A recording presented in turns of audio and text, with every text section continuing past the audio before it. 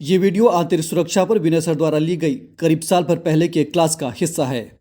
हाल ही में एक विभत्स नक्सली हमले को देखते हुए ये मुद्दा एक बार फिर से चर्चा में है। इसलिए हम इस वीडियो के माध्यम से आपको ये समझाने की कोशिश करेंगे कि आखिर नक्सलियों की रणनीति क्या है। तो ब्रेक पर जाने से पहले हमने कहा था कि पहले हमें ये तय कर लेना चाहिए कि हमें नक्सलवाद में पढ़ना क्या क्या है। तो पहला हमने जो बताया था कि नक्सलवाद में क्या पढ़ना है। एक तो नक्सलवाद का हमने कहा था, आपसे डिस्कस अभी किया, कि अर्थ जानना। दरअसल जब हम नक्सलवाद की बात करते हैं तो इसके दो अर्थ लिए आते हैं। हमने कहा था घटनाओं को हम कई बार बहुत ज़्यादा फोकस कर लेते हैं। घटनाएं ये हैं कि वेस्ट बंगाल के नक्सलबाड़ी गांव में एक आंदोलन शुरू हुआ। चूँकि उस गांव का नाम है नक्सलवाद, इसलिए हम लोग कहते हैं कि यहाँ से नक्सलवादी आंदोलन क्या हो गया, शुरू में। ये घटनाएं हैं। एक प्रशासनिक अधिकारी के लिए या एक कंसर्न सिटीजन के लिए अर्थ को जानने का मतलब है कि एक व्यापक परिप्रेक्ष्य में उसको क्या करे, समझे। तो जब नक्सलवाद पे डिस्कशन हुआ है कि क्या मायने हैं, तो दो सेंस में इस घटना को देखा जाता है। कुछ लोग इसको एक विचारधारा के रूप में देखते हैं, हमने आपसे भी डिस्कस किया, आइडियोलॉजी के रूप में। और ये आइडियोलॉजी हमने अभी आपसे क्या बताया कि ये स्वतंत्रता से पहले ही ये विचारधारा कहीं ना कहीं सक्रिय हो गई थी, और 1967 के नक्सलबाड़ी गांव से ये विचारधारा पूरे भारत में कहीं ना कहीं इसका क्या हुआ, विस्तार हुआ। और दूसरा, हमने आपसे कहा था कि कई लोग नक्सलवाद को रणनीति के रूप में देखते हैं, स्ट्रेटजी के रूप में देखते हैं। यानी उनका मानना है कि नक्सलवाद कोई विचारधारा नहीं, नक्सलवाद सिंपल एक रणनीति है, स्ट्रेटजी है, जिसमें कुछ बाह्य ब्रेकिंग इंडिया फोर्सेज, कुछ अंदर की ताकतें, कुछ बाहर की ताकतें मिलकर भारत को कई टुकड़ों में विभाजित करने की जो रणनीति है, नक्सलवाद उसका एक सिंपल क्या है, प्रतिरूप। याद कीजिए, हमने विचारधारा के बारे में आपको रिवाइज इसलिए करा रहे हैं कि कई लोगों का दिमाग पुरानी चीज़ों से कई बार क्या हो जाता है, कट जाता है। हमने कहा था कि विचारधारा के अर्थ में क्यों देखते हैं। याद कीजिए, हमने क्या कहा था कि अगर हम भारत के राष्ट्रीय आंदोलन को देखें तो राष्ट्रीय आंदोलन में हमने कहा था, अगर हम 1920 से 1947 तक देखें तो राष्ट्रीय आंदोलन की दो धाराएं मुख्यतः दिखाई देती। एक धारा कह रही थी कि भारत का संघर्ष अंग्रेजों से है, और भारत का संघर्ष अंग्रेजों से है तो स्वतंत्रता का मतलब है अंग्रेजों से हमें क्या मिलना चाहिए, स्वतंत्रता मिलनी चाहिए। इस स्वतंत्रता को जनरली लोगों ने राजनीतिक स्वतंत्रता का नाम दिया। अभी डिस्कस किया था, हमने क्या कहा था कि ये स्वतंत्रता क्या है, पॉलिटिकल फ्रीडम है। यानी हमें अपनी सरकार बनाने का मौका मिले, वो सरकार संप्रभु रहे, सॉवरेन रहे, किसी इंटरनल या एक्सटर्नल फोर्स के अधीन न रहे। हमें आज़ादी मिले, हमें अभिव्यक्त की, एक्सप्रेशन की आज़ादी मिले, हमें अपने हमको हर चीज़ की आज़ादी मिले। तो शिमला की और नैनीताल की सड़कों पर ये लिखा वाला ना मिले कि Indian and dogs are not allowed. यानी लड़ाई भारत बनाम किसकी थी, अंग्रेज। पर एक दूसरी धारा 1920 से, और इस लड़ाई का प्रतिनिधित्व हमने कहा था, याद कीजिए, कौन कर रहा था भारत में, मुख्यतः कौन कर रहा था, कांग्रेस। लेकिन हमने कहा था एक लड़ाई ये थी जो आज भी चल रही है, वो है इंडिया वर्सेस किसकी लड़ाई, भारत। इंडिया हमने एक प्रतीकात्मक रूप में इस्तेमाल कर लिया, हो सकता है उसका इस्तेमाल आज ज़्यादा हो रहा हो, पर वो 1920 के बाद ही उसका वैचारिक आधार चल रहा था। हमने कहा कि कुछ लोगों का ये कहना है कि अंग्रेज हमारा शोषण नहीं कर रहे हैं, भारत का शोषण भारतीय ही कर रहे हैं। उन्होंने कहा लड़ाई है जमींदार बनाम किसकी, किसान की, सवर्ण बनाम किसकी है, दलित की, पुरुष बनाम किसकी है, स्त्री। और यहां दलित का मतलब आदिवासी भी एक समूह के रूप में लोगों ने ले ली। उन्होंने कहा कि अगर देखा जाए तो ये किसान, दलित और स्त्री हजारों सालों से शोषित है, और अंग्रेज तो उनके लिए उद्धारक बनकर आए। अंग्रेजों ने उनको दरअसल अंग्रेजी पढ़ाया, सबको बड़ा रूल ऑफ लॉ एस्टेब्लिश किया, शिक्षा तक सबकी पहुंच स्थापित की। तो देखा जाए तो लड़ाई भारतीयों की भारतीयों से ज़्यादा है, न कि अंग्रेजों से ज़्यादा है। और उन्होंने कहा ये जमींदार सवर्ण पुरुष एक सोच है, एक विचार है ये भी अपने आप। और ये विचार है कि अंग्रेज जब चले जाएं तो ये विचार भारत पर क्या करने लगे, शासन करने लगे। तो यहां कहा गया स्वतंत्रता की पुनर्व्याख्या, स्वतंत्रता की पुनर्व्याख्या की क्या है जरूरत, redefining the concept of liberty. उन्होंने कहा स्वतंत्रता राजनीतिक बाद में होती है। स्वतंत्रता के मायने पहले सामाजिक होते हैं और फिर क्या होते हैं, आर्थिक होते हैं, सांस्कृतिक होते हैं, और तब जाकर स्वतंत्रता के मायने क्या होते हैं, राजनीतिक। उन्होंने कहा सामाजिक स्वतंत्रता क्या है कि सामाजिक व्यवहारों में हमारी गरिमा का ध्यान रखा जाए, बराबरी का ध्यान रखा जाए, हमारे साथ समता का व्यवहार किया जाए, हमें प्रतिष्ठा तथा अवसर की क्या दिया जाए, समता। इसी को हम लोग क्या कहते हैं, सामाजिक न्याय। आर्थिक न्याय का मतलब, आर्थिक स्वतंत्रता का मतलब है हम किसी और के लिए साधन न बने। एक दलित अगर उसके पास गांव में कोई वैकल्पिक साधन जीविका का नहीं है, और जब जीविका का साधन नहीं है तो वो एक लैंडलॉर्ड यानी भूमिपति के यहाँ क्या करता है, काम करता है। तो जब काम करता है तो आर्थिक रूप से निर्भर है, और जब निर्भरता का सिद्धांत होगा तो जमींदार उसका शोषण करना क्या करेगा, शुरू करेगा। स्त्री की निर्भरता पुरुष पर होगी तो पुरुष स्त्री का शोषण करना शुरू होगा। तो आज जो बच्चियों को पढ़ाने की बात कर रहा है, हर बेटी बचाओ बेटी पढ़ाओ की बात हो रहा है, तो वहां सिर्फ पढ़ाना या रोजगार देना नहीं है, दरअसल हर बच्ची को, हर दलित को आत्मनिर्भर बनाने का क्या करना है, प्रयास करना। तो कहा गया सामाजिक आर्थिक स्वतंत्रता हमारे लिए महत्वपूर्ण है। और हमने, लोगों ने कहा इसलिए लड़ाई इनकी इनसे है, इसमें अंग्रेज तो तटस्थ है। इस विचार को प्रस्तुत करने वाले लोगों में हमने कहा जो अंबेडकर जैसे लोग थे, जो पेरियार जैसे लोग थे, जिन्होंने आज़ादी की लड़ाई को, स्वतंत्रता को सामाजिक आर्थिक स्वतंत्रता के सेंस में देखा, राजनीतिक स्वतंत्रता के सेंस में नहीं देखा। इसलिए अंबेडकर कोई ऐसा नहीं, भारत विरोधी नहीं, इसे कई लोग आरोप लगा देते। अंबेडकर का मतलब क्या था, पहले सामाजिक न्याय का मुद्दा सुलझाया जाए कि जब स्वतंत्र हम होंगे राजनीतिक रूप से तो हमारी सामान्य स्थिति भारत में क्या होगी, क्या हम भारत की मुख्य धारा में आएंगे कि नहीं आएंगे।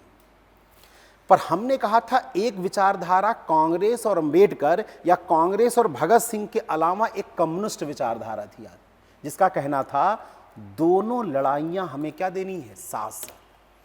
हम अंग्रेजी साम्राज्यवाद के विरुद्ध भी लड़ेंगे, और बुर्जुआ और जो ये वर्ग है, मध्य वर्ग है, इसके खिलाफ किसानों, मजदूरों, क्योंकि एक लड़ाई हमने कहा पूंजीपति बनाम हमने क्या बताया था, मजदूर की भी। किसानों, मजदूरों, दलितों और स्त्रियों की आवाज बनेंगे। और उन्होंने कहा कि ये आवाज हमें कहीं ना कहीं एक सर्वहारा वर्ग की सत्ता के रूप में स्थापित की गई। और वहां लड़ाई जब ये थी तो हमने कहा था कम्युनिस्ट आंदोलन हिंसक आंदोलन था, जो नारा देता था समता युक्त शोषण मुक्त समाज हमें बनाना है, और ये समाज हिंसक माध्यमों से हो। और फिर हमने कहा कैसे 1949 में जब चीन में माओ त्से तुंग ने ये क्रांति सफल कर दी तो भारत के कम्युनिस्टों को भी क्या मिली, प्रेरणा मिली। और वो लड़ाई जो हिंसक लड़ाई है वो उस समय हमने कहा नेहरू के कार्यकाल में तो दबी रही, पर 1964 में जब सीपीआई का विभाजन हुआ, कम्युनिस्ट पार्टी ऑफ इंडिया का, और सीपीएम बनी, तो सीपीएम के दो बड़े नेता कौन कौन थे, हमने आपको दिखाया था, चारू मजूमदार, कानू सान्याल और जंगल संथाल।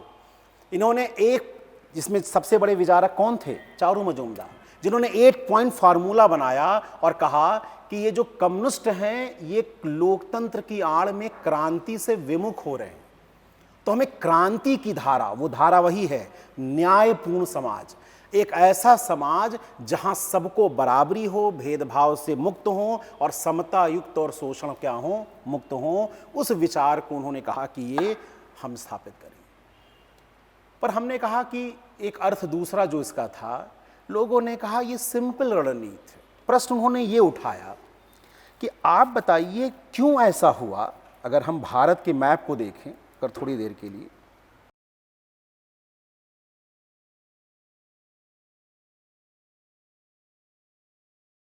कहा कि जरा टाइमिंग देखिए, ये टाइमिंग सभी हो रही है 1964 के बाद। 1950 से 64 में तो कम्युनिस्ट पार्टी थी ना, क्यों नहीं लोगों ने कहा कि हमें उसी हिंसा युक्त वातावरण में अपने को कार्य करना है।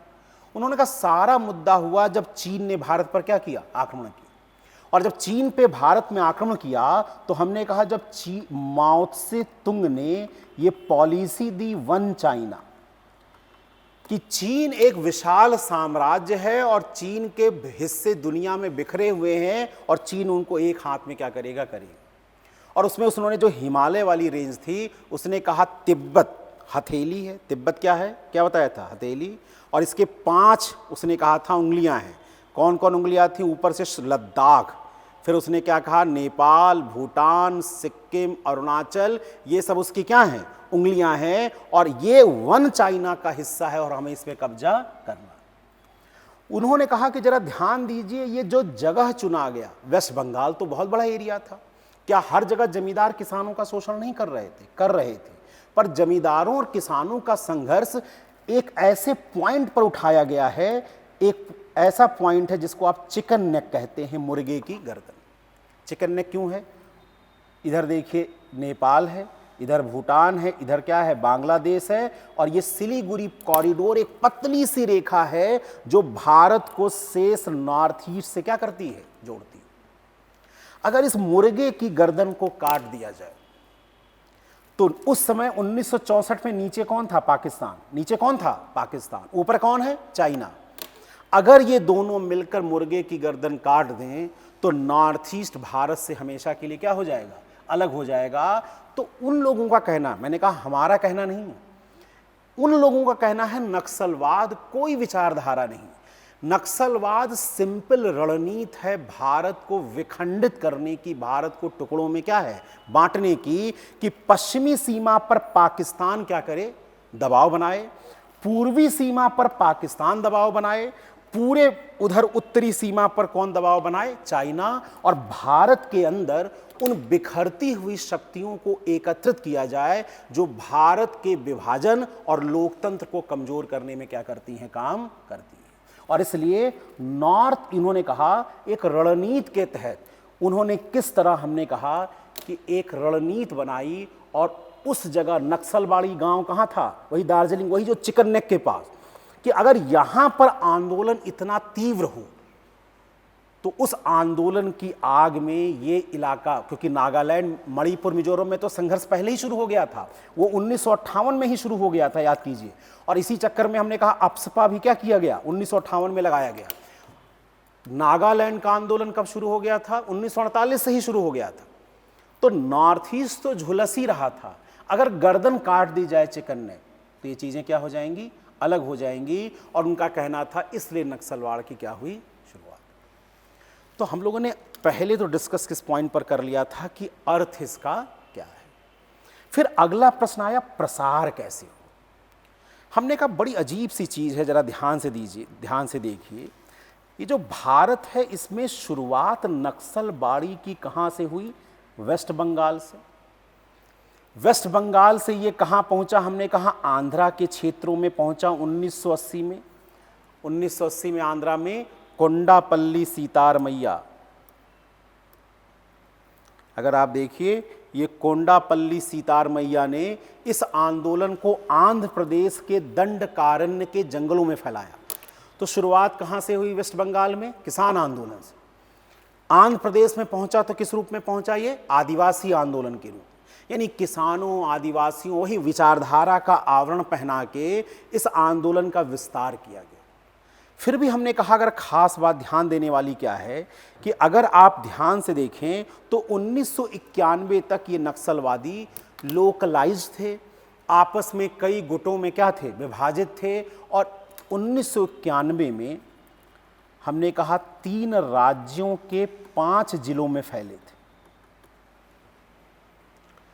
पर 2001 में आके ये 131 जिलों में पहुंच गया। और 2011 में ये 20 राज्यों के 223 जिलों में पहुंच गए। यहां तक कि मनमोहन सिंह को ये बयान देना पड़ा संसद में कि भारत की सबसे बड़ी समस्या आतंकवाद नहीं बल्कि क्या है, नक्सलवाद। तो हमने कहा ये जानना था आपको, हम लोगों ने डिस्कस किया कि आखिर ये 1991 के बाद ये एक्सपेंशन क्यों हो रहा है, क्यों इतनी तेजी से हो रहा है। तो हमने कहा इसकी व्याख्या अलग अलग मॉडलों से की गई। कुछ लोगों ने कहा कि जो लोकतंत्र है इसकी सीमाएं क्या हो गई, प्रकट होनी शुरू हो गई। प्रकट तो बहुत पहले ही शुरू हो गई थी। 1947 से पहले क्या बताया गया था भारतीयों को कि जैसे हम आज़ाद होंगे हमारी सारी समस्याएं क्या हो जाएंगी, हल हो जाएंगी। पर 1957 में जब साहिर लुधियानवी गाना लिखते हैं कि चीनो अरब, आपने इकबाल का वो शेर सुना होगा कि चीनो अरब हमारा सारा जहां हमारा, उसको साहिर लुधियानवी ने किस भाषा में बताया कि चीनो, जो फिल्म थी फिर सुबह होगी 1957 में, राज कपूर की फिल्म आप कभी देखिएगा, उसमें उन्होंने कहा चीनो अरब हमारा सारा जहां हमारा, रहने को घर नहीं है सारा हिंदुस्तान हमारा। ये क्या है, सटायर है, व्यंग है। आप देखिए साहिर लुधियानवी प्यासा में क्या कह रहे हैं कि जिन्हें नाज था हिंद पर वो कहाँ है। यानी ये तख्तों ये ताजों समाजों की दुनिया, ये दुनिया अगर मिल भी जाए तो क्या हो। फिल्में भी समाज का आईना होती, वो दिखा रही थी कि लोगों का स्वतंत्रता को लेकर भ्रम था, वो टूट रहा था।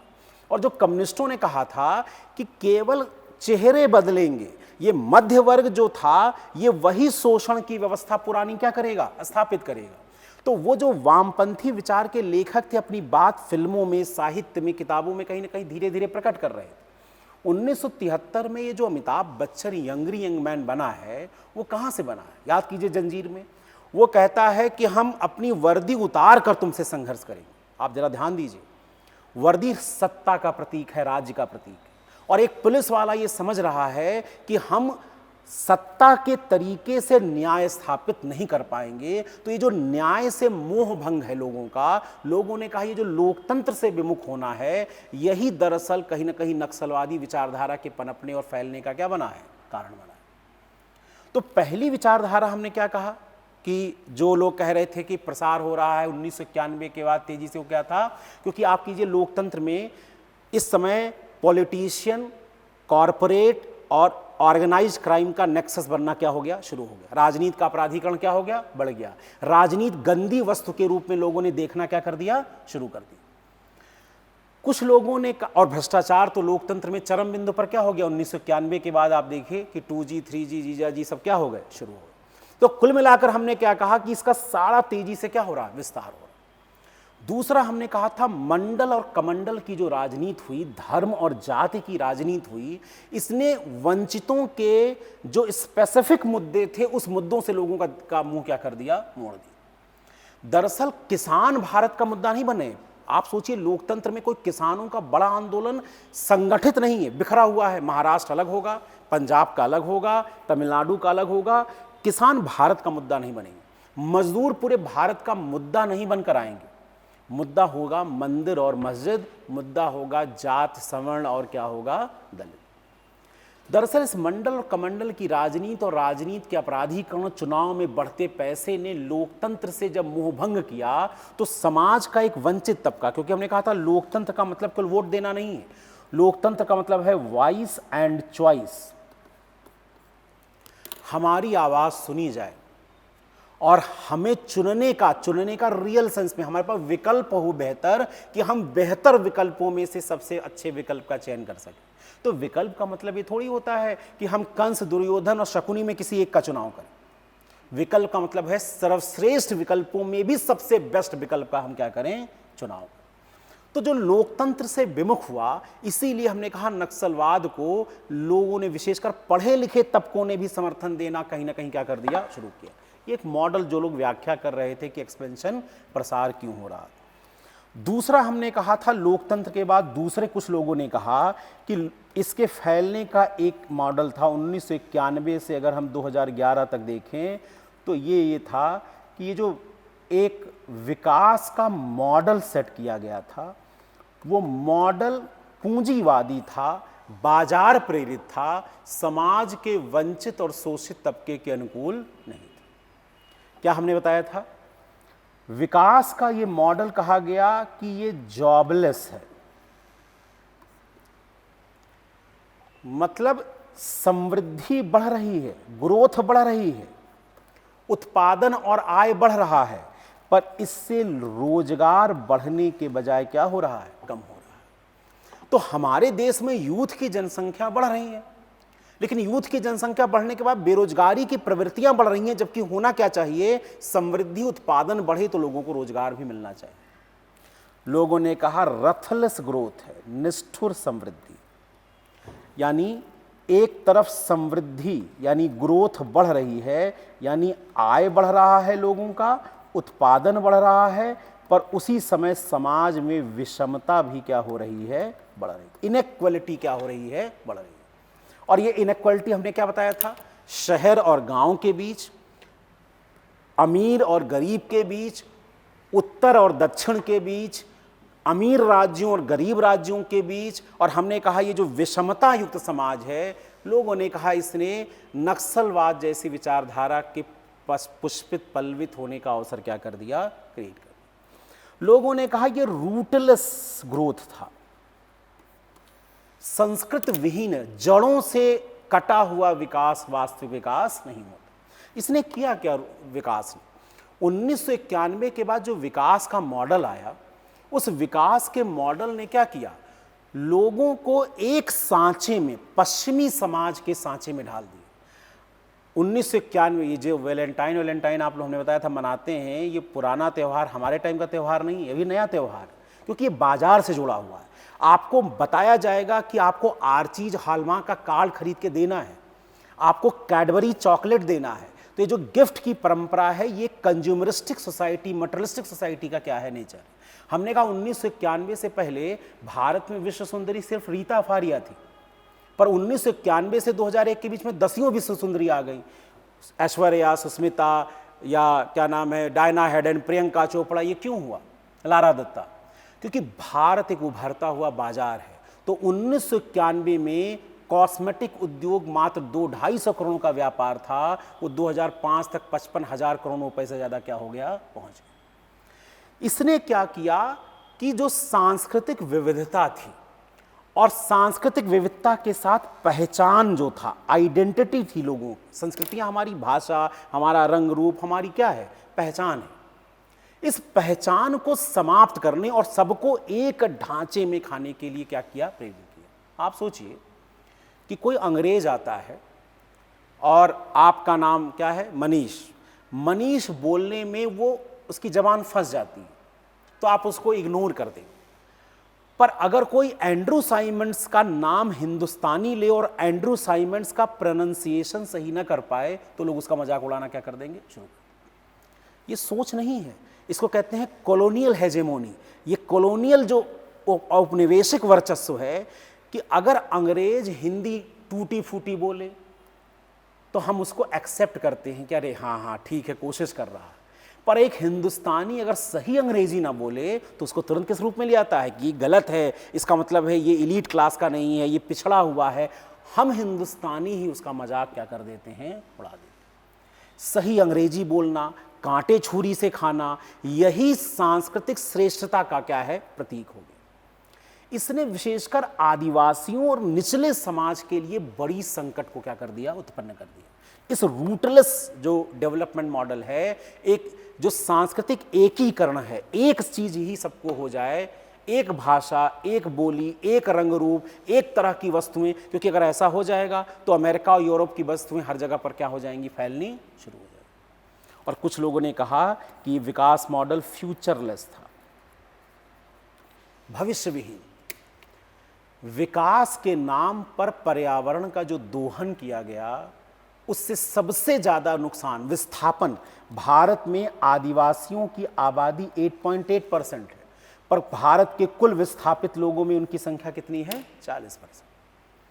तो ये जो विस्थापित लोग थे, जिनकी वॉइस और चॉइस को लोग, जिनकी आवाज सरकार नहीं सुन रही है, उन जगहों पर नक्सलवाद के फलने फूलने की संभावना हमने कहा था लोगों की क्या हो गई, बढ़ गई।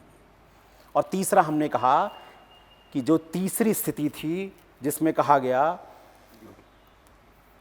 कि पाकिस्तान और चाइना जैसे देशों ने अब प्रत्यक्ष युद्ध, डायरेक्ट युद्ध की जगह एक तरह से उन्होंने अब प्रॉक्सी वॉर, छद्म युद्ध पर फोकस करना 1991 के बाद क्या कर दिया था, शुरू किया। दरअसल याद कीजिए 1991 के बाद तक पाकिस्तान की स्थिति देखिए क्या है। एक तो हमसे वो 3 युद्ध क्या हो चुका है, अब तक हार चुका है, तो समझ गया था कि युद्ध से कश्मीर या भारत को तोड़ना संभव नहीं। दूसरा, अब शीत युद्ध, कोल्ड वॉर क्या हो चुका है, कोल्ड वॉर क्या हो चुका है, खत्म हो चुका है।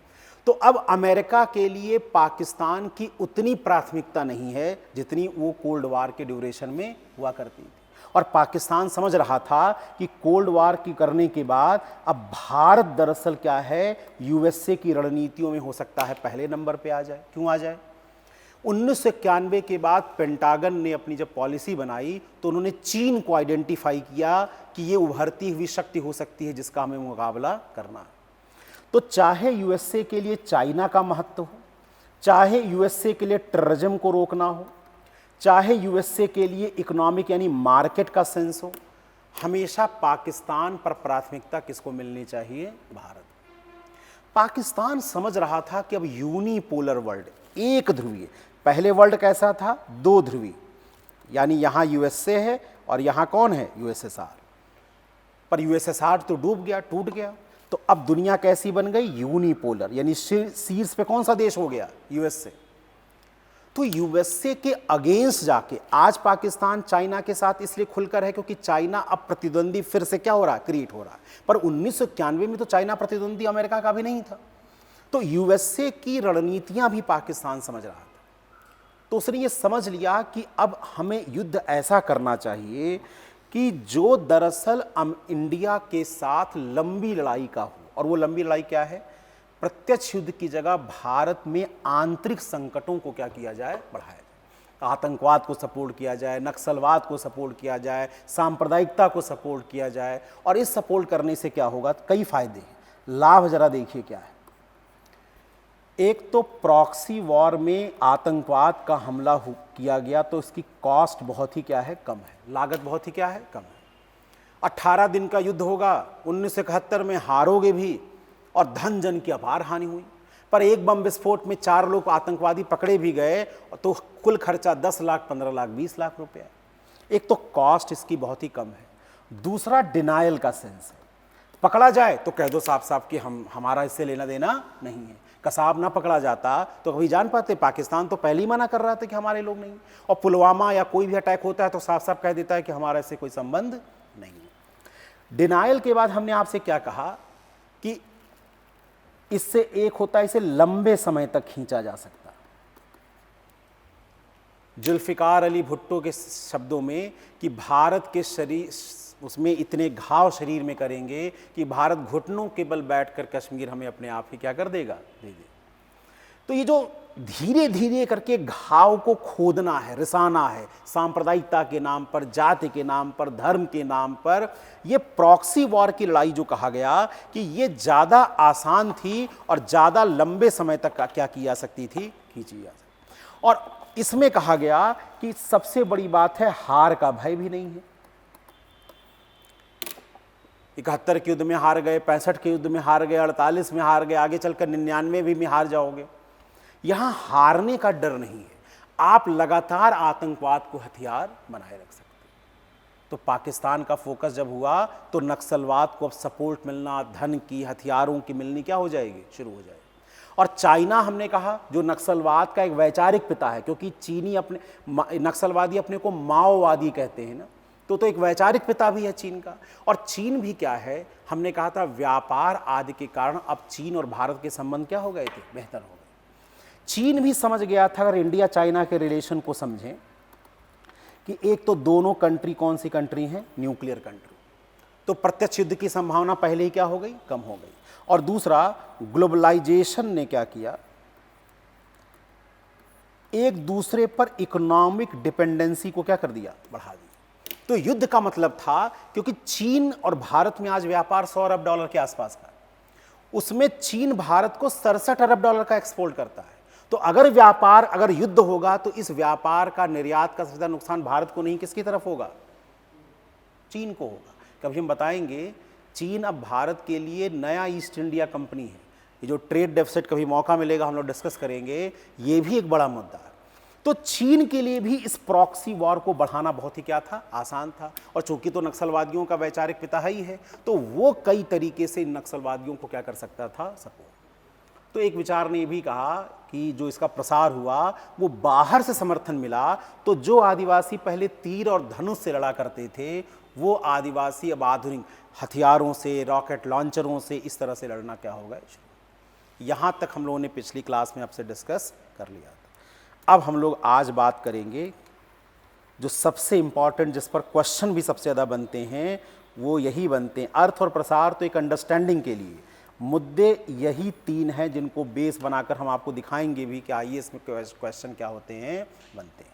तो पहली चीज़ आज हम बात करेंगे किसकी, रणनीति की। तो अब हम लोग एक बार रिवीजन करा दिया आपका, अब एक बार फिर से हम लोग शुरू करते हैं, स्ट्रैटेजी क्या होनी चाहिए। तो रणनीति पर हम लोग बात कर रहे हैं। रणनीति पर बात करने के लिए हमें 2 चीज़ें समझनी। पहले हमें नक्सलियों की रणनीति समझनी।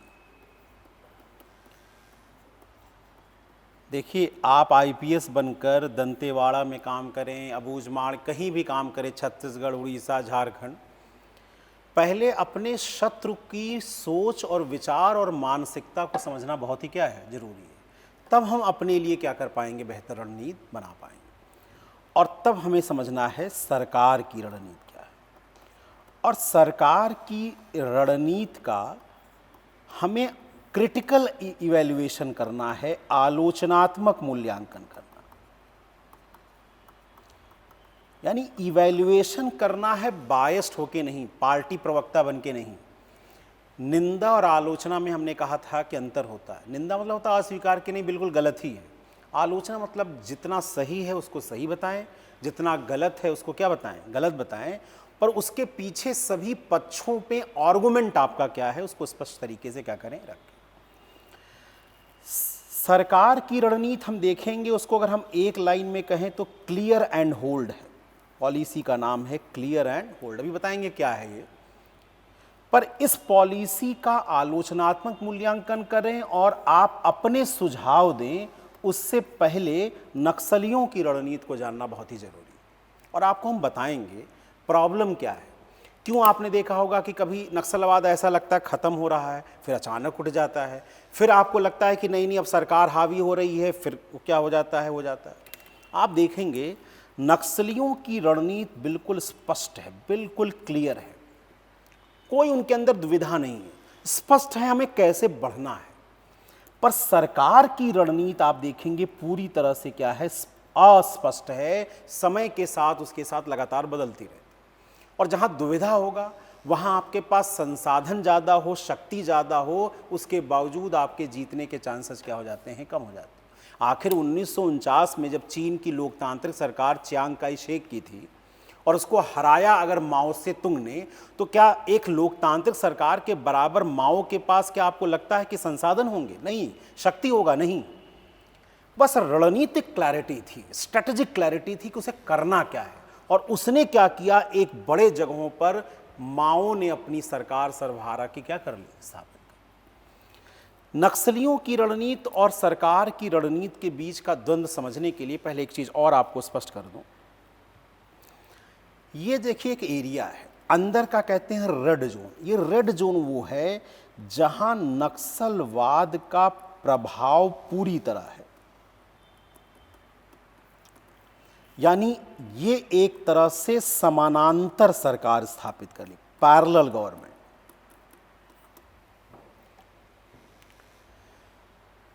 जरा समझ लीजिए, सरकार या गवर्नमेंट का मतलब होता है सत्ता, अथॉरिटी, पावर। और ये 2 तरह से होता है, डी ज्योर और डी फैक्टो। डी ज्योर का मतलब होता है वैधानिक सत्ता, कि कानूनन किसके पास सत्ता होनी चाहिए। और डी फैक्टो मतलब होता है वास्तविक सत्ता, कि उस सत्ता का उपयोग कौन कर रहा है। तो हम लोग दिल्ली में बैठे हुए हैं, दिल्ली में देखा जाए तो चुनी गई सरकार केजरीवाल जी की है, और यहाँ पर चूंकि यूनियन टेरिटरी आधा, चूंकि दिल्ली आधा राज्य है आधा यूनियन टेरिटरी है, तो यहाँ लेफ्टिनेंट गवर्नमेंट की सरकार है, या पुलिस पे आप कहते हैं वैधानिक रूप से बंटवारा है कि पुलिस होम मिनिस्ट्री के अंडर में रहेगी, यानी एक स्ट्रक्चर है ना। तो ये कौन सी सत्ता हो गई? डी। पर इमेजिन कीजिए कि यहाँ वास्तविक रूप से अपनी ताकत का इस्तेमाल करके विनय सर अपनी सत्ता का उपयोग कर रहे हैं। तो आप कहेंगे विनय सर ने एक सरकार बना ली है, जिस सरकार को क्या कहते हैं? समानांतर सरकार। विनय सर टैक्स लगाएं, विनय सर पुलिस का करें, विनय सर न्याय की व्यवस्था करें। तो एक पैरेलल हमने क्या किया है, यानी वैधानिक सत्ता तो अभी भी केजरीवाल जी के पास, पर वास्तविक सत्ता एक डिवाइड हो गया, और वास्तविक सत्ता का उपयोग विनय सिंह ने उठाना शुरू किया। तो आप कहेंगे कि ये कौन सी सरकार है? समानांतर। ये रेड जोन ऐसा इलाका है जहां वैधानिक हो, छत्तीसगढ़ का इलाका हो, वो झारखंड का इलाका हो, कहने को वहां पर छत्तीसगढ़ में हो सकता है कि किसी की कांग्रेस की या पहले भाजपा की सरकार, पर वास्तविक रूप से इस इलाके में सत्ता का उपयोग कौन करता है? कौन करता है? नक्सलवादी, इतने ताकतवर।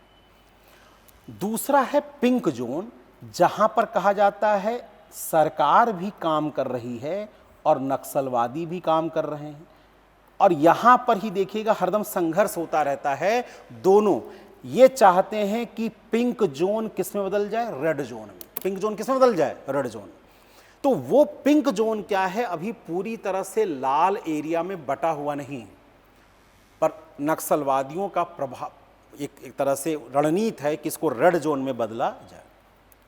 और वाइट जोन है जहां वैधानिक सरकार पूरी तरह से सत्ता में क्या है? काम कर रही है। तो अब देखिए नक्सलवादियों की रणनीति क्या है कि पिंक जोन को रेड जोन में बदलें और व्हाइट जोन को किस जोन में बदलें? पिंक जोन में। रणनीति क्या होनी चाहिए? तभी तो एक्सपेंड करेंगे, तभी तो पूरे भारत में अपनी सत्ता स्थापित कर पाएंगे। तो उनकी रणनीति होनी चाहिए। और सरकार की रणनीति क्या होनी चाहिए? सरकार की रणनीति होनी चाहिए कि वो पिंक जोन को व्हाइट में बदले। पिंक जोन को किस में बदले? व्हाइट में बदले। और रेड जोन को किस में बदले? धीरे धीरे किस में बदले? पिंक में। तो धीरे धीरे उनका आकार क्या होता जाए? छोटा होता। यही तो रणनीति में आपस में क्या है? संघर्ष की भावना है। कौन जीतेगा? तो आप देखिएगा 2000 हमने क्या बताया था अभी, 2010 से पहले नक्सलवादियों का प्रभाव 110 सालों में 2001 में 131 जिले और 2010 में आके 223 जिले, पर 2010 से अब 2020 चल रहा है, तो 10 सालों में अगले साल में क्या हुआ? अब 90 जिले, यानी 223 से घट के कितने हो गए? 90 जिले। इसका मतलब है कि सुरक्षा बलों की कहीं ना कहीं क्या हो रही है? विजय हो रही है। तो ये जो लड़ाई है लगातार चलती रहती है। पर हमने कहा नक्सलवाद खत्म नहीं हो रहा है, क्योंकि सरकार दुविधाग्रस्त है, लेकिन नक्सलवादी दुविधाग्रस्त नहीं है। सरकार दुविधाग्रस्त देखेंगे, एक एक करके हम लोग पढ़ेंगे। सरकार के सामने पहली दुविधा अभी बताएंगे आगे चल के, नैतिक दुविधा है। मॉरल उसके सामने डिलेमा है। कुछ लोग कहते हैं कि इनको सेना यानी ताकत के बल पे इनको क्या करो? नष्ट करो। और कुछ लोग कहते हैं कि नहीं, ये आदिवासी हैं, पिछड़े हैं, इनको संवेदनशील ढंग से, ये दरअसल विकास और सुशासन के संकट से जुड़े हुए हैं, तो विकास और सुशासन का संकट मेन संकट है, इनसे इन्हें दूर करने की हमें क्या करनी चाहिए? कोशिश करनी चाहिए।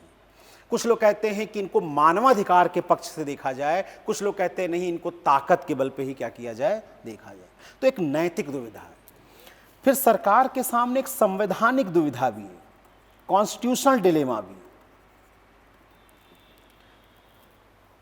जब हम सिक्योरिटी पढ़ा रहे थे तो हमने बताया था कि हमारे यहां अभी क्या है? पहले होता है लॉ एंड ऑर्डर, कानून और व्यवस्था। ये राज्य सूची का विषय है, स्टेट लिस्ट का विषय है, और इसकी इकाई कौन है? पुलिस। पुलिस इस समस्या का समाधान करेगी। उसके बाद होती है, उसको कहते हैं पब्लिक ऑर्डर। लोक व्यवस्था, हमने, क्या नाम है आपका? लोकेश। हमने लोकेश पे हमला कर दिया तो ये लॉ एंड ऑर्डर की प्रॉब्लम है और पुलिस उसको आकर एफआईआर करेगी, समस्या को क्या करेगी? समाधान करेगी। पर मान लिया मैं मुस्लिम हूं और मैंने इन पर हमला कर दिया और ये हमला आखिर सांप्रदायिक दंगों में बदल गया और सांप्रदायिक दंगे पूरे यूपी बिहार सब जगह फैल गए, तो अब ये व्यवस्था किसकी, कौन सा व्यवस्था हो गया? Public order. इसे भी कहा गया कि राज्य सूची का ही विषय है, पुलिस भी देखेगी, पर आर्टिकल 355 में एक प्रावधान और डाल दिया गया कि यहां केंद्र भी क्या करेगी? हस्तक्षेप करेगी। और सबसे बाहर होता है, उसको कहते हैं डिफेंस, प्रतिरक्षा। ये यूनियन लिस्ट का विषय है। चीन भारत पर आक्रमण करे, पाकिस्तान भारत पर आक्रमण करे, तो इसमें राज्य का अधिकार नहीं है, ये सुरक्षा देना किसका काम है? केंद्र का है। तो वहां पर आर्मी और बाकी चीजें नियुक्त होती हैं। प्रश्न ये है कि नक्सलवाद में बाह्य आक्रमण की बात तो है नहीं, आंतरिक सुरक्षा का प्रश्न है। तो प्रश्न है कि इसे राज्य सूची का विषय माने या पब्लिक ऑर्डर का माने? तो सब लोग कहते हैं चूंकि कई राज्यों में फैला हुआ है तो इसलिए इसको पब्लिक ऑर्डर माना जाए, लोक व्यवस्था का प्रश्न माना जाए। अब जब लोक व्यवस्था का प्रश्न आया तो यहीं पर केंद्र बनाम राज्य के अधिकारों में संघर्ष क्या हो जाए? शुरू हो जाए। इमेजिन कीजिए कि वेस्ट बंगाल में फिर से नक्सलवाद फैल जाए व्यापक, और हो सकता है किसी लोकल पॉलिटिकल पार्टी, में नाम नहीं लूंगा, उसको उसका समर्थन मिल जाए क्योंकि उसे लगता हो कि नक्सलवादियों के माध्यम से चुनाव भी जीता जा सकता है। और केंद्र सोचे कि वेस्ट बंगाल बहुत क्रिटिकल पॉइंट पर है, बांग्लादेश के बॉर्डर पर भी है और भी हमने कहा चिकन नेक भी है वहां पर, तो वो चाहे कि वहां पर क्या हो? शांत की व्यवस्था स्थापित हो। और उस चक्कर में केंद्र में अलग सरकार हो, राज्य में अलग सरकार हो, तो मतभेद होने क्या हो जाएंगे? शुरू हो जाएंगे। तो देखेंगे एक संवैधानिक दुविधा है केंद्र के पास। तीसरा हमने कहा संस्थात्मक है मुद्दा। दरअसल नक्सलवाद की समस्या को देखेंगे सॉल्व करने के लिए बहुत सी इकाइयां हैं। इंटेलिजेंस है, पुलिस है, इंटेलिजेंस है, सीआरपीएफ है, सीबीआई, ईडी है, क्योंकि आपने देखा होगा ईडी क्या करती है? मनी लॉन्ड्रिंग के इशू करती है, तो इसमें पैसे का लेन देन होता है तो चेक करती है। सीबीआई भ्रष्टाचार को चेक करती है कि नक्सलवादियों का किसी प्रशासनिक अधिकारी के साथ, नेता के साथ मुद्दा ना हो। इतनी संस्थाएं हैं कि उनमें समन्वय हो पाना बहुत ही क्या हो जाता है? मुश्किल हो जाता है। तो पता चला सीआरपीएफ अलग काम कर रही है, लोकल पुलिस अलग काम कर रही है, और कोऑर्डिनेशन ना होने के कारण, इंस्टीट्यूशनल फ्रेम ना होने के कारण क्या हो जाता है? केंद्र सरकार कोशिश करेगी, देखिएगा हम बताएंगे आपको, फिर भी समस्या का समाधान नहीं होगा। तो हमने कहा दुविधा किसके सामने है? सरकार। पर नक्सलवादी बिल्कुल स्पष्ट है, और यही सबसे बड़ा क्या है? मुद्दा है कि हम नक्सलवाद की समस्या का समाधान नहीं कर पा रहे। तो जरा देखिए, नक्सलवादियों की सरकार पे हम लोग आएंगे, नक्सलवादियों की रणनीति क्या है, जरा ये जानने की हम क्या करते हैं? कोशिश करते हैं। नक्सलवादियों की रणनीति क्या है, इसको हम जानने की कोशिश क्या करते हैं? करते हैं। इनकी दो रणनीति, एक है सरकार की इच्छा शक्ति पर हमला, attack on the will of state. याद रखिएगा, ये सरकार पर हमला करने की बात नहीं कर रहे हैं, ये सरकार की किस पर हमला करने की बात कर रहे हैं? इच्छा शक्ति पर। ये समझने की जरूरत है। नक्सलवादी जानते हैं सरकार के पास शक्ति संसाधन बहुत ज्यादा है, उनसे लड़ पाना संभव नहीं, तो उनके जो आक्रमण और प्रति आक्रमण करने की जो इच्छा है, सरकार की जो लड़ने की इच्छा है या सुरक्षा बलों के लड़ने की इच्छा है, उनका मनोबल है, वो तोड़ दो। और अगर मनोबल तोड़ दिए तो अपने आप तुम्हारी विजय हो जाएगी। ये चाइनीज थ्योरिस्ट 2500 साल पहले, संजू नाम था उसका, मैं दिखाता हूँ उसको, उसने ये रणनीति दी थी कि हमें क्या करना चाहिए। देखिए संजू, ये चाइनीज थ्योरी, और ये माओ इसी को मानता था और आज भी चाइनीज इसी को मानते। वो कहता था असली लड़ाई वो नहीं है जो युद्ध भूमि में लड़ी जाती, असली लड़ाई युद्ध भूमि से पहले मनोबल तोड़ने की लड़ाई है। तो तो जब चीन देखिए भारत की सीमाओं पर अतिक्रमण करता है तो भारत से युद्ध नहीं करता है, भारत के मनोबल को बार बार चोट पहुंचाता है, उनको तौलता रहता है बार बार कि भारत कभी भी बाह्य आक्रमण हो तो भारत का मनोबल पहले से ही क्या रहे, टूटा रहे। ये भी इसी रणनीति पर क्या कर रहे हैं, काम कर रहे हैं कि सरकार की इच्छा शक्ति पर कैसे अटैक किया जाए, ये इनका पहला है। और दूसरा, रेड इलाके में वैकल्पिक सरकार ऐसी बनाई जाए कि लोग वास्तविक सरकार को कभी भी याद न। तो करते क्या है जरा देखिए पहला, और यही नक्सलवादियों को जिंदा क्या करती है, रखती। इनके 3-4 फेज हैं लड़ाई लड़ने के। फर्स्ट फेज जो होता है अब नक्सलवादी बन के सोचिए तब समझ में आएगा। फर्स्ट फेज जो होता है, फर्स्ट फेज होता है आकस्मिक एवं जोरदार आक्रमण।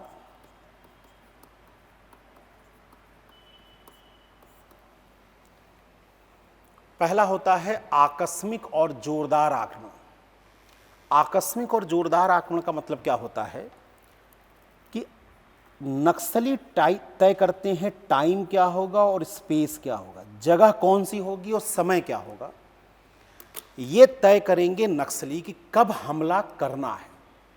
और इस हमला करने की रणनीति अगर आपने देखी होगी, 2010 में दंतेवाड़ा में अटैक करके उन्होंने 76 लोगों को उनको क्या किया, मार दिया था। दूसरा उनका एक अटैक है 2012 में, एक फिल्म आई थी चक्रव्यूह, अगर आपने देखा अभय देओल और मनोज बाजपेयी की थी, कि मनोज बाजपेयी क्या करता है, अपने ही लोगों से मैसेज भिजवाता है पुलिस को कि मेन जो नक्सली कहाँ छुपा हुआ है, और चारों तरफ से जब फोर्स घेरेगी तो वो उससे ज़्यादा तैयारी किए रहते हैं और वो अटैक करके बुरी तरह क्या कर देते हैं, हमला कर देते हैं। ये क्या है, क्योंकि टाइम और स्पेस कौन तय करेगा, नक्सली तय करेगा। इस जोरदार आक्रमण करके वो करेंगे क्या, एक तो सुरक्षा बलों को केवल मारते नहीं हैं, उनके लाश के ऊपर घिनौना है अत्याचार करेंगे, उनकी गर्दन काट देंगे, उनके कपड़े उतार देंगे, उनके छोटे छोटे टुकड़े कर देंगे। वो इसलिए करते हैं, उनका मतलब हिंसा नहीं है, याद रखिएगा, ये रणनीति है। इससे सेना का मनोबल क्या हो, टूटे।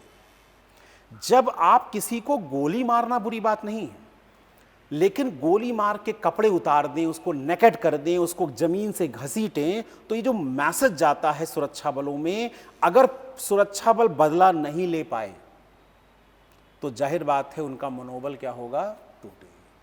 तो ये क्या करते हैं, लाशों के साथ हमला करेंगे, बड़ी संख्या में 100-150 लोगों को मारेंगे, उनकी लाशों के साथ घिनौना काम करेंगे, और काम करके क्या करेंगे, ये उनके मनोबल को क्या करेंगे, तोड़ेंगे।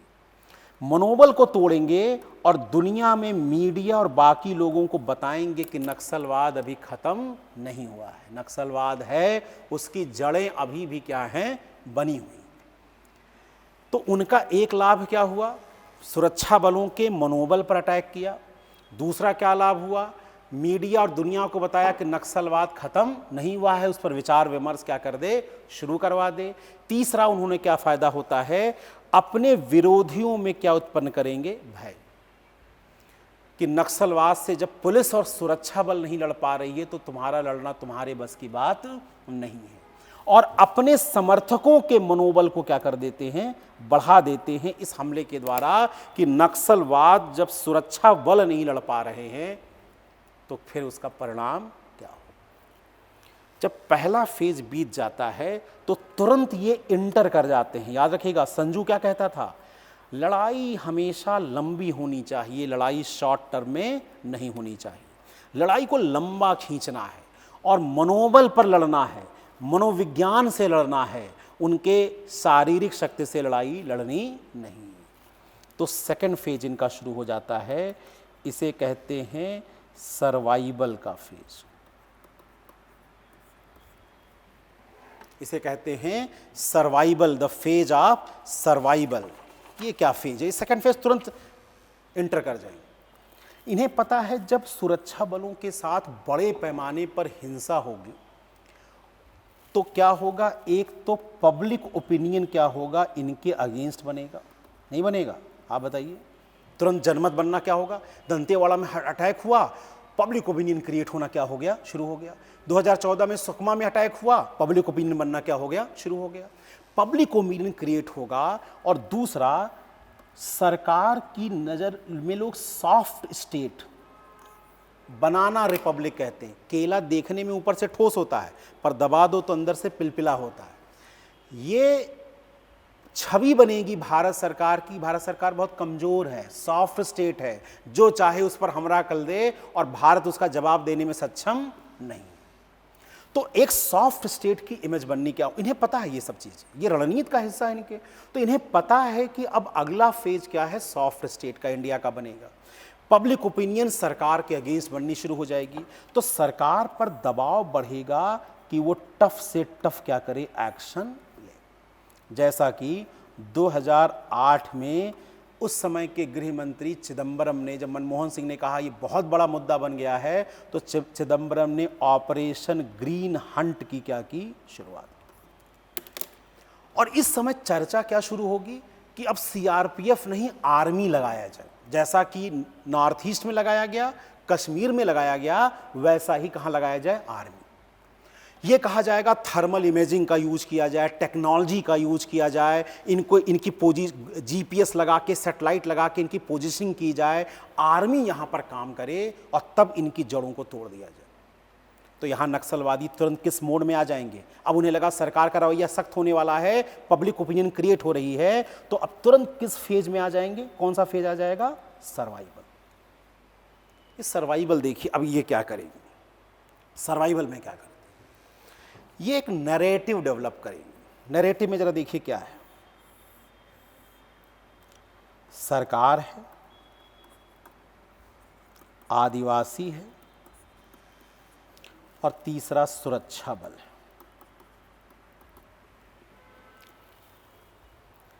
ये जो आदिवासी है, इनको अब ये प्रेजेंट करेंगे, ये बेचारे मासूम हैं, गरीब हैं, शोषित हैं, वंचित अभाव से ग्रस्त हैं, बीमारी है, और यहाँ कहा जाएगा ये बेचारे बहुत भोले हैं और इन्होंने जो हमला किया है। और सुरक्षा बल कौन है, सुरक्षा बल अपराधी हैं, रेपिस्ट हैं, इनकी बहन बेटियों के साथ क्या करते हैं, अत्याचार करते हैं। तो आदिवासियों ने सुरक्षा बलों के खिलाफ क्या दी है, प्रतिक्रिया दी है, रिएक्शन दिया है। और इसमें यूज किया जाएगा मीडिया के बड़े लोगों को, स्पॉन्सर्ड मीडिया कहते हैं। देखिएगा आगे चल के, अगर कभी कभी नोटिस करिए, कभी हमला हो तो एक मीडिया का बड़ा वर्ग, बरखा दत्त, ये सब लोग इकट्ठा हो जाएंगे और तुरंत कहेंगे आंकड़े। अब देखिए, सुरक्षा बल सीआरपीएफ में 1 लाख लोग काम कर रहे हैं और एक आदमी ने अगर गलत किया तो उसके खिलाफ विधिक कार्रवाई होनी चाहिए, पर आपने कहा कि पूरी सीआरपीएफ ही क्या है, दोषी है। यानी आप संस्था को टारगेट कर देते हो, और जब संस्था को टारगेट कर देते हो तो इसमें मीडिया, सोशल मीडिया और ये कैंपेन चाइनीज कंपनी और बाहर के लोगों के, एनजीओ के ढेर सारे इसमें कौन लग जाएंगे, एनजीओ, जो आदिवासियों को मासूम और सुरक्षा बलों को आतताई प्रकट करना क्या करेंगे। इसको कहा जाता है साइकोलॉजिकल वॉरफेयर। ये याद रखिएगा, ये मनोवैज्ञानिक युद्ध है। ये युद्ध जमीन पे नहीं लड़ा जा रहा है, मनोविज्ञान के स्तर पे लड़ा जा रहा है, जहां साइकोलॉजिकल वॉरफेयर है, सुरक्षा बलों के दिमाग से खेला जा रहा है कि नैरेटिव विकसित हो और उसके लिए आंकड़े आएंगे। तो आदिवासियों के आंकड़े कैसे प्रस्तुत किए जाएंगे, और सही भी है, हम बताएंगे आगे जब सरकार की रणनीति पे बात करेंगे, कई चीजें सही भी हैं, पर जिस तरह से प्रेजेंट किया जाएगा वो स्ट्रेटेजी का हिस्सा होगा। आदिवासियों का डेटा दिया जाएगा कि इन जिलों का आप ह्यूमन डेवलपमेंट इंडेक्स देख लीजिए, इन जिलों का आप क्या कर लीजिए, गरीबी के आंकड़े देख लीजिए, इन जिलों के आप स्वास्थ्य के आंकड़े देख लीजिए। तो जब ये आंकड़े प्रस्तुत किए जाएंगे तो आदिवासियों की छवि तो मासूम बनेगी। और सुरक्षा बल, देखिए सेलेक्टिव आंकड़े होते हैं, जो सुरक्षा बल सकारात्मक काम करेंगे वो आंकड़े नहीं दिखाए जाएंगे, लेकिन जो सुरक्षा बल नेगेटिव, कश्मीर में कोई सुरक्षा बल अच्छा काम करेगा नहीं दिखाया जाएगा, पर अगर शोपियां में किसी ने बलात्कार कर दिया तो वो उसको हाईलाइटेड वर्जन में क्या किया जाएगा, दिखाएगा। तो एक नैरेटिव बिल्डिंग शुरू हो जाएगी जिसमें स्पॉन्सर मीडिया, स्पॉन्सर एनजीओ, ये लोग काम करना क्या कर देंगे, शुरू कर देंगे। और जब ये काम करेंगे तो कहा जाएगा असली चुनौती सुरक्षा बल से सम नहीं है, आदिवासियों और सरकार के बीच में कहा गया एक ट्रस्ट डेफिसिट है, एक विश्वास का घाटा है। और ये ट्रस्ट डेफिसिट कहा जाएगा कि इसका समाधान, भाई अगर ये है तो इसका समाधान कह रहे हैं क्या किया जाएगा, तो ये लोग नैरेटिव क्या बनाएंगे, विचारधारा क्या बनाएंगे। ट्रस्ट डेफिसिट अगर बना हुआ है तो ट्रस्ट डेफिसिट में इनको कहा जाएगा कि ये डेवलपमेंट डेफिसिट के कारण, विकास का घाटा है इस इलाके। कहेंगे आप ये देखिए, ये जो आदिवासी हैं, ट्राइबल हैं, ये विक्टिम ऑफ डेवलपमेंट, ये बात सही भी हम बताएंगे आगे। विकास हो रहा है दिल्ली, मुंबई, बेंगलोर का, पर विस्थापन किसका हो रहा है, आदिवासियों का। बड़ी बड़ी बांधें, बड़ी, हमने बताया था भी पहले जब प्रसार हो रहा था तो डेवलपमेंट वाला बताया था, रथलेस ग्रोथ, फ्यूचरलेस ग्रोथ, रूट, ये बात सही है बहुत हद। तो ये उसी आंकड़ों को यूज करेंगे कि भाई एक तो डेवलपमेंट डेफिसिट है और दूसरा गवर्नेंस डेफिसिट है। इन जगहों पर सरकार, चूंकि आदिवासियों की सरकार में भागीदारी नहीं है, तो जो लोग हैं बाहरी लोग हैं, और वो आदिवासियों से सांस्कृतिक भाषाई रूपों में क्या हैं, अलग हैं। और अलग हैं तो कहा जाता है कि इन लोगों पर जो सरकार है वो संवेदनशील नहीं है और प्रशासन जवाबदेह नहीं है, भ्रष्टाचार से पूरी तरह प्रेरित है और शोषक के भाव में। एक चीज और याद रखिएगा, नॉर्थ ईस्ट में आदिवासी हैं और इधर जो दंडकारण्य के जंगलों में, जिसको आप छोटा नागपुर के पठार कहते हैं, दोनों में अंतर है। नॉर्थ ईस्ट में आदिवासी शिक्षित है, नागालैंड, मिजोरम में, केरल के बाद सबसे ज़्यादा शिक्षा है।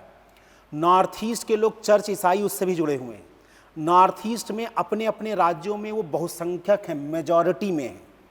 पर झारखंड, छत्तीसगढ़, उड़ीसा में आदिवासी मेजॉरिटी में नहीं है, अल्पसंख्यक हैं, पढ़े लिखे नहीं हैं, अशिक्षित हैं, अजागरूक हैं। तो वो सरकार पर दबाव समूह की भूमिका निभाने में सक्षम नहीं। तो कहा गया कि यहां डेवलपमेंट डेफिसिट, विकास और सुशासन का संकट है, तो सरकार विकास और सुशासन का संकट हल करे और सुरक्षा बलों का प्रशिक्षण कैसे करे, प्रशिक्षण कैसे दे, जिससे कि ये मानवाधिकारों के प्रति क्या हो जाएं, संवेदनशील हो जाएं, ये अत्याचार ना करें, ये हीलिंग टच ये करें, इससे कि क्या हो जाए, समस्या का समाधान हो जाए। एक नैरेटिव सेकंड फेज में कि सरकार पर दबाव डालें, बताया जाए नैतिक रूप से, अगर आर्मी की नियुक्ति कर रहे हो तो तुम नैतिक रूप से गलत हो। आदिवासी तो अपने ही लोग हैं ना, कोई शत्रु थोड़ी है। तो ऐसे देखा जाए तो शत्रु तो नॉर्थ ईस्ट के लोग भी नहीं है, शत्रु तो कश्मीर के लोग भी नहीं है। लेकिन ऐसा नैरेटिव बनाया जाएगा यहाँ पे कि आपके ये शत्रु नहीं है, आप इनके साथ संवेदनशील तरीके से करो। हम लोग आगे देखेंगे सरकार इस पक्ष को क्या करेगी, ध्यान में भी रखेगी। तो पहला तो काम ये करेंगे सर्वाइवल, जिससे कि कुछ दिनों बाद सरकार जो ग्रीन हंट को अचानक ही क्या कर दे, रोक दे। तब तक पुरानी वाली आक्रमण की घटना क्या हो जाएगी, पुरानी। और जब पुरानी हो जाएगी, सरकार का वो होगा, तो थर्ड फेज में ये एंटर कर जाएंगे। तुरंत ही सर्वाइवल के बाद देखिएगा ये थर्ड फेज में एंटर करेंगे। थर्ड फेज कहलाता है कंसोलिडेशन।